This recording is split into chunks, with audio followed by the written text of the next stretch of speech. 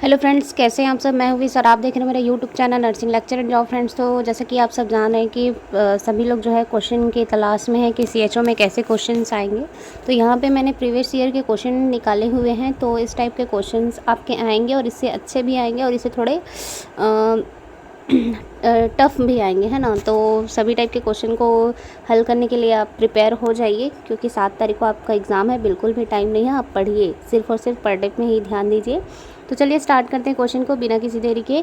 एक रिक्वेस्ट है, आप सभी चैनल को सब्सक्राइब करिए, क्योंकि अगर सब्सक्राइब करके रखते हैं तो आप ही के लिए ही फ़ायदा है, मेरे लिए तो है, साथ में आपके लिए भी बहुत ज़्यादा फ़ायदा है। क्योंकि इस चैनल में जितने भी अपडेट, जितने भी नोटिफिकेशन आते हैं मेडिकल नर्सिंग से रिलेटेड, वो सारे अपलोड होते रहते हैं। ठीक है, तो आपको नोटिफिकेशन इस चैनल के माध्यम से मिलेगा, इसलिए आपको चैनल को सब्सक्राइब करना होगा। एंड वीडियो पसंद आती है तो एक लाइक ज़रूर कर दीजिएगा। तो स्टार्ट करते हैं फर्स्ट क्वेश्चन से। A client is receiving aminophylline intravenous to relieve severe asthma, observe the client for.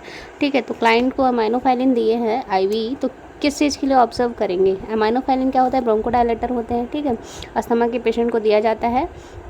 तो यहाँ पे इसका आंसर क्या होगा, visual disturbance, hypotension, decrease pulse rate and decrease urinary output. तो यहाँ पे इसका आंसर होगा हाइपोटेंशन। ठीक है, नेक्स्ट है साइट फॉर थोरोसेंटिसिस प्रोसीजर। तो थोरोसेंटिसिस प्रोसीजर कहाँ पे करते हैं, ये सब आप जानते हैं, क्योंकि मैथ्स में ये सब आपने पढ़ा हुआ है। तो आंसर है between the 7th and 8th intercostal space. ठीक है, नेक्स्ट यहाँ पे देखिए, the site for the thoracentesis is between the 7th and 8th intercostal space. If fluid is suspected in the pleural space, then the needle should be inserted two third ribs. ठीक है, of the way down the chest. ठीक है, तो जो 7th और 8th intercostal space होता है ribs की, वहाँ पे जो है नीडल को इंसर्ट करके यहाँ पे थोरोसेंटिसिस प्रोसीजर किया जाता है। ये होगा इसका राइट आंसर। नेक्स्ट है, the term saturated and unsaturated fat are related to degree of. तो इसकी आंसर क्या होगी, digestibility, taste, colour and density. तो जो टर्म है सैचुरेटेड एंड अनसैचुरेटेड फैट के लिए, वो मतलब किसको डिनोट करता है, डेंसिटी को, डाइजेस्टिबिलिटी को, टेस्ट को एंड कलर को। तो किसको डिनोट करता है वो, डेंसिटी को। Yes, density is a right answer. Next question 5th is active fetal movement felt by the mother is known as. तो जो मदर जो प्रेग्नेंट रहती हैं, तो जो फिटल का मूवमेंट है, यानी कि जो बेबी को किक कर रहा है बोलते हैं ना, है ना, लात मारा है बोलते हैं, वही है इसका आंसर, यानी कि किकनिंग। ठीक है, बी आंसर जो है किकनिंग है। ठीक, तो ये किकनिंग, क्योंकि यही जो देखिए यहाँ पे बोला गया है कि फिटल मूवमेंट जो मदर को फील होता है, बाकी मूवमेंट तो अपन खुद चेक करके फील करते हैं, है ना। ये एक ऐसा मूवमेंट है जो मदर को फील होता है, जो कि है क्विकनिंग। ठीक, फिर और यहाँ पे देखिए, लाइटनिंग हो गया, सॉफ्टनिंग हो गया, बलाटमेंट हो गया। तो ये जो लाइटनिंग है वो नीचे जो बेबी आता है जब मंथ कंप्लीट होने वाले रहते हैं वो होती है। सॉफ्टनिंग जो यूट्रस का सर्विक्स की जो एरिया है वो सब में सॉफ्टनिंग देखा जाता है। बलाटमेंट जो इंटरनल एक्सटर्नल बलाटमेंट प्रेशर देने के बाद जो फील होता है वो होता है। ठीक है, तो यहाँ पे क्विकनिंग ही है जो मदर के द्वारा फील होता है, बाकी सब प्रोसीजर में आ जाते हैं आपके मेडिकल टर्म्स में। फिर dark brown colour of amniotic fluid indicate.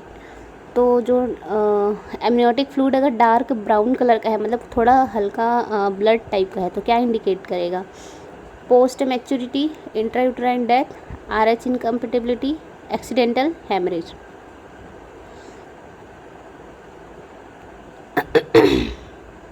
इनके साथ साथ पहले आप जो है अपना खुद का दिमाग लगाइए, क्योंकि आप 4th ईयर तक पढ़े हैं और 4th ईयर में ही सबसे ज़्यादा OBG है, तो उसके बाद ही आंसर में जाएंगे। तो इसका आंसर है इंट्रायूटेराइन डेथ। ठीक है, अगर जो हमारा amniotic fluid dark brown colour का है तो वो इंडिकेट करेगा इंट्रायूटेराइन डेथ को।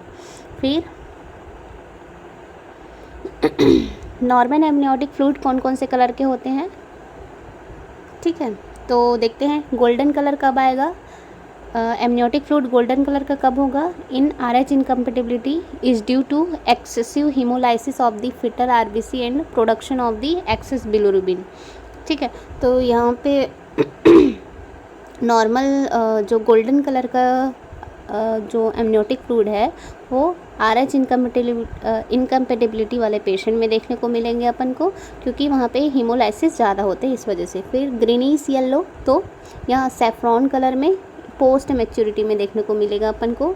Dark coloured in concealed accidental haemorrhage is due to contamination of blood. ठीक है, ब्लड में अगर कोई कंटामिनेशन हो जाता है एक्सीडेंट के वजह से, कोई भी एक्सीडेंटल वजह से, तो वो डार्क कलर दिखेगा अपन को जो एमनियोटिक फ्लूइड है वो।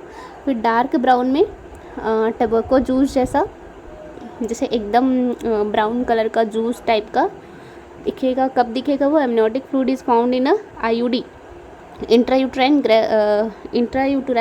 डेथ में दिखेगा अपन को। The dark colour is due to the frequent presence of old HPA। ठीक है, तो ये सारे एमनियोटिक फ्लूइड के कलर को डिनोट करते हैं, ये सारे कंडीशन के।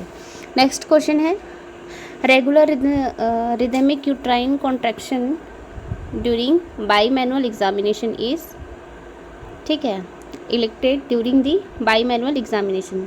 तो regular rhythmic uterine contraction elicited during the bimanual examination, तो क्या होगा इसका? Piskacek sign, Jacquemier sign, Hegar sign, Palmer sign. तो ये सभी टाइप के साइन हैं जो कि प्रेगनेंसी के टाइम में अपन को दिखते हैं, तो इसका आंसर है पाल्मर साइन। ठीक है, रेगुलर रिदमिक यूट्राइन कॉन्ट्रैक्शन मतलब यूट्राइन जो है हर एक रिदम में कॉन्ट्रैक्शन होते रहता है, वो है यहाँ पे उसका मतलब वो उस साइन को बोलते हैं पाल्मर साइन। ठीक है, फिर सभी साइन के बारे में देखते हैं थोड़ा सा। गुडल साइन, गुडल साइन क्या होता है? Softening of the cervix, cervix को फील करने में अगर वो सॉफ्ट फील हो रहा है ना, तो उसको बोलेंगे गुडल साइन। फिर चैडविक साइन, अगर जो हमारा सर्विक्स है या वेजाइना है वो ब्लू कलर का दिख रहा है तो उसको बोलते हैं चैडविक साइन। ये प्रेग्नेंट लेडी लोग के में होता है ना ये सारे साइन, उसके लिए ये टर्म है। फिर हेगर साइन, हेगर साइन क्या होता है? Softening of the lower uterine segment, जो लोअर यूट्राइन सेगमेंट है अगर वो सॉफ्ट फील होता है अपन को तो उसको बोलते हैं Hegar sign. Enlargement, enlarged abdomen, इसमें भी इसको भी हेगर साइन मतलब इसका साइन है वो। Pigmentation changes and stretch marks दिखाई देंगे अपन को लोअर एब्डोमेन में, तब बोलेंगे हेगर साइन। फिर बलटमेंट, बलटमेंट क्या होती है? Method of the diagnosis pregnancy in which the uterus is pushed with a finger to feel whether a fetus move away and return again. मतलब यहाँ पे जो बलटमेंट होता है वो दो टाइप का होता है। ठीक है, इंटरनल एंड एक्सटर्नल। तो जो इंटरनल बलटमेंट होता है उसको जो PV करते हैं वैसे टाइप से किया जाता है फिटस के हेड साइड में। अगर वो हमारे जो पोजीशन होते हैं डिलीवरी के उसमें अगर है तो वहाँ पे फिंगर से फिंगर इंसर्ट करके वहाँ पे प्रेशर दिया जाता है, तो फिर से रिवर्स जो है अपन को फिंगर पे ही वो प्रेशर फील होती है, वो होती है इंटरनल बलटमेंट। और एक्सटर्नल बलटमेंट कैसे करते हैं? मतलब बाहर से उसको करते हैं, एक साइड से अपन हाथ से प्रेशर देंगे फिर और एक साइड हाथ को रख के फील करते हैं, तो वो जो प्रेशर है वन हैंड से अपन प्रेशर देते हैं तो फील जो है अपन को दूसरे हाथ में फील होता है वो। ठीक है, तो ये सब चीज़ का आप लोग वीडियो देख लेना तब ज़्यादा अच्छे से समझ आएगा, वही लिखा हुआ है यहाँ पे। फिर positive pregnancy test, palpation of the fetal outline. ठीक है, तो ये सारे साइंस है जो आपको याद रखना है, इसमें से कुछ भी साइन आ सकता है। ठीक, नेक्स्ट है biochemical marker of the pre eclampsia is. ठीक है, तो बायोकेमिकल मार्कर किसको बोलते हैं प्री एक्लेम्सिया में? तो वो होता है प्रोटीन यूरिया। ठीक है, प्रोटीन यूरिया को ही मतलब प्री एक्लेम्सिया में प्रोटीन यूरिया को ही देखा जाता है, इसलिए इसको बायोकेमिकल मार्कर बोला जाता है। ठीक है, immediate most common complication of third stage of labour. ठीक है, तो थर्ड स्टेज ऑफ लेबर यानी कि डिलीवरी हो चुकी है जो कि सेकेंड स्टेज में होती है। थर्ड स्टेज लेबर यानी कि जो प्लेसेंटा आउट होता है वो वाला स्टेज। ठीक है, तो उसका इमीडिएट कॉम्प्लिकेशन क्या होगा? Bleeding, shock, sub involution, perforation. तो क्या होगा इसका आंसर? ब्लीडिंग। ठीक है, the most common complication of the third stage of labour is PPH, postmortem haemorrhage. Next है softening of the cervix during pregnancy. अब भी पढ़े हैं हम लोग पूरा साइन। ठीक है, तो कौन सा साइन बोलते हैं? गुडल साइन की चैडविक साइन, कौन सा साइन बोलते हैं? ये दोनों ही पढ़े हैं अपन, है ना। तो गुडल साइन होता है और जो अगर ब्लू कलर का है तो वो होता है चैडविक साइन। ठीक है, देखिए फिर the life span of the sperm is, ठीक है, तो स्पर्म का लाइफ स्पैन कितना होता है ये सभी को पता है, कितना होता है 48 to 72 आवर्स, ठीक है। यहाँ पे देखिए इसका फुल एक्सप्लेनेशन भी दिया हुआ है। After ejaculation sperm can live inside the female body for around 5 day, ठीक है, 5 दिन तक ये जो है सर्वाइव करता है फीमेल के बॉडी में। The fluid in a women's reproductive tract has all of the nutrient that sperm need for their survival during that's time, ठीक है। तो मतलब जो स्पर्म को जीने के लिए, मतलब है ना, जीवन यापन करने के लिए जो भी न्यूट्रिएंट की आवश्यकता होती है वो फीमेल के रिप्रोडक्टिव पार्ट्स में प्रेजेंट होता है, इसलिए वो 5 दिन तक ही जी सकता है, 5 दिन तक वो आसानी से जी सकता है वहाँ पे, ठीक। विच of the following activities carried out at the PSC level for the prevention and control of vector borne disease, ठीक है। तो वेक्टर बॉर्न डिजीज़ जैसे कि हमारा हो गया, जितने भी वेक्टर बॉर्न डिजीज़ है उसको कैसे प्रिवेंशन, मतलब क्या एक्टिविटी किया जाता है कैरिड आउट PSC लेवल पे, ठीक है, उसको प्रिवेंट करने के लिए। तो क्या करेंगे, source reduction, mass treatment, DOTS therapy, DEC treatment, ठीक है। तो ये सब तो मास थेरेपी ट्रीटमेंट ये सब हाई वाला है। डॉट्स भी जो है वो ट्यूबरक्लोसिस के लिए है, तो सिर्फ सोर्स रिडक्शन ही इसका आंसर हो सकता है, ठीक है। तो वो सोर्स रिडक्शन ही इसका आंसर है। थोड़ा लॉन्ग हो रहा है फ्रेंड्स, तो नेक्स्ट क्वेश्चन में आते हैं अपन। Mister C is undergoing chest physiotherapy after CABG, which of the following levels of prevention is illustrated, ठीक है। तो primordial, primary, secondary and tertiary, तो इसका आंसर क्या होगा, टर्सरी प्रिवेंशन, ठीक है। नेक्स्ट है NCD। हाँ देखिए, जो NCD क्लिनिक है यहाँ पे उसका मतलब क्या होता है, यहाँ पे दिया हुआ है जितने भी CHO है उनका जो पोस्टिंग जो है मेन जो है NCD पर्पज़ से ही किया जा रहा है। जो NHM साइड से या आयुष्मान भारत से जो भी हमारा मतलब ज्वाइनिंग वगैरह या जो जितने भी पोस्ट निकाले जा रहे हैं CHO के आने का मेन पर्पज़ यह है कि NCD प्रोग्राम को या NCD क्लिनिक को बेहतर बनाना, ठीक है। तो NCD clinic, the ministry of health and family welfare government of India launch the national programme for the prevention and control of the cancer, diabetes, cardiovascular disease and stroke, NPCDCS, with the objective to prevent and control common non-communicable disease NCDs, ठीक है, through behave and lifestyle change and to, ठीक है। तो मतलब यहाँ पे main होता है NCD का मतलब है तो होता है नॉन कम्युनिकेबल डिजीज़, इसी को प्रिवेंट करना है। जैसे हमारा आ गया हाइपरटेंशन हो गया, ब्लड शुगर हो गया, डायबिटीज़ हो गए, है ना, फिर कैंसर्स हो गए, 3 टाइप के कैंसर आते हैं इसमें, oral, breast and cervical cancer. तो ये सारी चीज़ को ही प्रिवेंट करना है अपन को लाइफस्टाइल को चेंज करके ही। तो ये मेन पर्पस है हमारे NCD क्लिनिक का।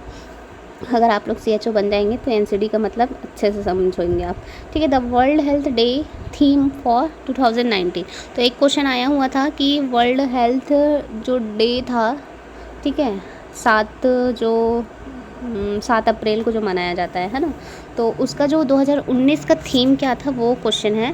तो इसका 19 का थीम क्या था 2019 का वर्ल्ड हेल्थ डे का, तो universal health coverage everyone everywhere, ठीक है। तो जितना भी यूनिवर्सल हेल्थ कवरेज है वो सभी के लिए है, सभी जगह के लिए। तो ये इसका मेन थीम था। वैसे ही सारे टाइम के जो वर्ल्ड हेल्थ डे है ना, वो सबके मतलब सभी सन के अलग अलग जो है थीम रखे गए हैं। तो वो सारे थीम यहाँ पे 2019 तक का दिया हुआ है, ठीक है। तो यहाँ पे जो 2019 है universal health coverage everyone everywhere, ठीक। तो ऐसे टाइप से किसी और का भी पूछ सकते हैं। और यहाँ पे देखिए the theme of the world health day 2018 is a universal health coverage everyone everywhere, ठीक है। द वर्ल्ड हेल्थ डे जो है 7 अप्रैल को WHO के द्वारा मनाया जाता है ना, इसी में ही ये थीम को रखा गया था। नेक्स्ट क्वेश्चन है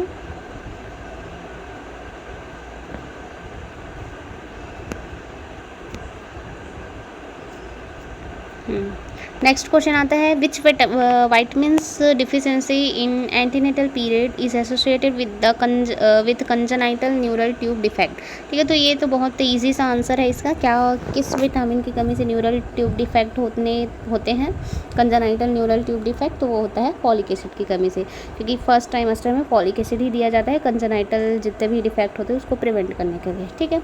तो फ्रेंड्स वीडियो बहुत लंबा है, इसको ज़रूर देखना क्योंकि बहुत ज़्यादा इंपॉर्टेंट क्वेश्चन है इसमें, ठीक है। The test use to detect hip instability is, ठीक है। तो हीप इंस्टेबिलिटी टेस्ट मतलब किस में करते हैं, आंसर तो सभी को दिख गया है। Barlow test, Weber test, Phalen's test and Allen test. तो बालो टेस्ट होता क्या है, ये बार्लो मैनुअर यहाँ पे लिखा हुआ है, आप इसको पढ़ लेना। वीडियो बहुत ज़्यादा लंबा हो रहा है इसलिए मैं आगे बढ़ा रही हूँ। Projectile vomiting is a clinical feature of which gastrointestinal condition. Trachea oesophageal fistula, cleft lip and palate, pyloric stenosis, anorectal malformation. तो आंसर है पाइलोरिक स्टेनोसिस, ठीक है। जितने ये जो फर्स्ट है ए बी एंड डी ये सारे जो है माल फॉर्मेशन है, लेकिन ये पाइलोरिक स्टेनोसिस ये इसका आंसर है। Gomez classification is use to grade the condition of children is PEM, ठीक है। प्रोटीन एनर्जी माल न्यूट्रिशन को डिनोट करने के लिए गोमेज क्लासिफिकेशन को यूज़ किया जाता है। तो फ्रेंड्स ये रहे आपके 20 क्वेश्चन है, और यहाँ पे जो है गोमेज क्लासिफिकेशन के बारे में यहाँ पे दिया गया है कि प्रोटीन एनर्जी माल न्यूट्रिशन वाले बच्चे को डिटेक्ट करने के लिए इस क्लासिफिकेशन का यूज़ किया जाता है। जैसे आप पेन का जो क्लासिफिकेशन का पेन स्केल है वैसे टाइप से इस फार्मूला को भी यूज़ करते हैं, जो फार्मूला है यहाँ पे ये Gomez classification. WFA equal weight of the child upon weight of normal child of same age into 100, ठीक है। तो ये है इसका क्लासिफिकेशन। तो ये 20 क्वेश्चन है जो कि पहले को प्रीवियस ईयर जो एग्ज़ाम है उसमें आए हुए थे। आई होप कि आपको कुछ ना कुछ तो इसमें से समझ आया होगा, है ना। तो ये भी महत्वपूर्ण क्वेश्चन है आपके लिए। साथ में एक और PDF है हमारे पास, उसका भी हम नेक्स्ट वीडियो में वीडियो बनाएंगे। आप चैनल को सब्सक्राइब करके रखिए, वीडियो डालेगा आपके तक पहुंच जाएगा, ठीक है फ्रेंड्स। मिलते हैं नेक्स्ट वीडियो में, तब तक के लिए bye bye, wish all the best and good luck.